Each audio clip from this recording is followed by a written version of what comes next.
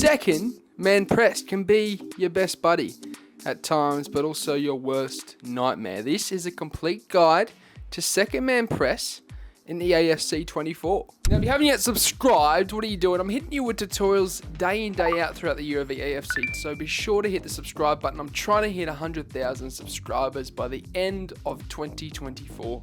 Can we do it? Let's get into it. Now, this tutorial will be broken up into 6 segments. It's how to second man press, it's maintaining press stamina while defending, it's how to use second man press, it's second man pressing while trucking, it's the run up and switch off technique, and it's using second man press to squeeze or suffocate your opponent. First up, second man press and how to perform it. It's just R1 or RB, and essentially that will cause the second closest defender to the ball carrier to press that ball carrier. And what I will say about this is you only have a certain amount of time to press with each player before it will run out. It then takes time to regenerate for each player once you've used up their second man press stamina. And that brings me into the next segment of maintaining press stamina. You see, a lot of people just spam the R1 or RB button and continue to use second man press, which drains the stamina of the second closest defender to the ball carrier, which then prevents you from using it again. But my recommendation is, if you see the opponent pass away from your press and you're holding second man press, then you should let go of the second man press and not waste it all, because he may come back to that direction where the defender is that you were originally second man pressing with, and you may need to use it again. But if you continue to hold it, you will drain the stamina and not be able to use that defender to second man press. So my recommendation is, use it sparingly, hold it for only a couple of seconds at a time, and then you'll be able to use your second man press stamina to its maximum potential. Now, I want to talk about second man press while you're trucking. You see, I always tell my clients in my coaching academy to track any runner you see. And you can bet your bottom dollar the first question they ask is, well, how do we press the ball carrier? He's going to have too much time on the ball. Well, that's where second man press comes in.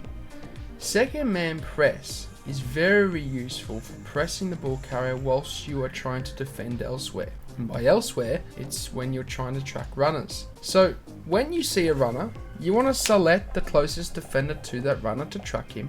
And as you're doing that, you want to hold R1 or RB. This will cause the player closest to the ball carrier to press him and put pressure onto him. From there, you can reselect back to the defender pressing him with second man press with L1 and get a tackle in manually. This basically allows you to kill 2 birds with 1 stone and multitask in the defense, which is very, very effective. We then have the run up and switch off technique. Now, when it comes to this technique, it's very, very effective for when you're wanting to cover an inner pass from the wing and press the ball carrier. There is quite often when people are defending in counter-attacking situations, they don't know whether to cover the inside pass or press the ball carrier running towards the goal. It's a dilemma in their mind, but this is where second man press can help with that. You can use second man press to basically run up with the first defender. Then you want to switch off him to the inside defender to cover the inside pass, and after you switch off, that's when you second man press. The original defender you ran up with will start pressing the ball carrier, and then you can defend elsewhere inside. You can basically cover the inside pass and prevent the opponent from getting that pass off. It's very, very effective. It's an advanced technique, but it allows you to once again multitask in the defense. We now want to move into squeezing the opponent and specifically using second man press to press the opponent or suffocate him. Now, when it comes to squeezing, it will entail a lot of right stick switching, and this is quite an advanced technique. Have you ever heard that saying, oh, he's pressing me, like the E-World Cup version of MS-DOS 3? Well, they're referring to when MS-DOS 3 basically suffocated the opponent continuously from his right stick switching movements and second man press. He is one of the best in the world in this, and it's a technique that I learned from him. When it comes to squeezing opponents, you want to constantly switch between defenders. Usually it's around 2 or 3, and as you're doing that, you're holding R1 the entire time. Because you're continuously switching between them all, you won't have to worry about the press stamina running out because you're constantly switching off them. And you basically want to wrap the 3 defenders around the attacker on the ball by constantly switching between them and running them up, whilst, of course, holding second man press. This will cause them to suffocate the opponent and give him no options whatsoever and allow you to squeeze him off the ball. Now, it is advanced and it does entail right sit switching. If you haven't yet got that down pat, there is a complete right sit switching tutorial already up on the channel, which I highly recommend you going watching.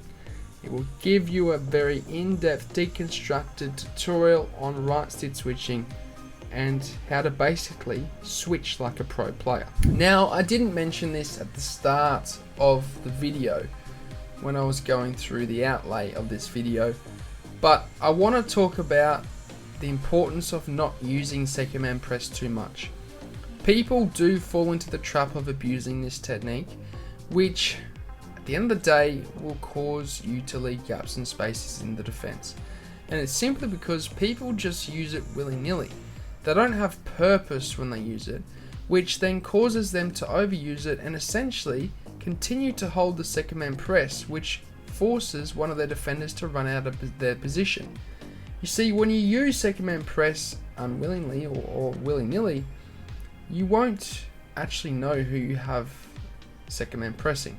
You'll forget a lot of the time because it will be a habit, and at times you'll just drag them out of their positions. Especially with EAFC 24 and how easy it is to exploit spaces this year, I really recommend you guys not abusing this and only using it in the techniques and situations that I have broken down in this video. Now, if you want to get personal one-on-one coaching with me, you can. The link is down below. In my opinion, it's better than spending money on FIFA points, because at the end of the day, a better team is not going to make you a better player. It's how you use that team.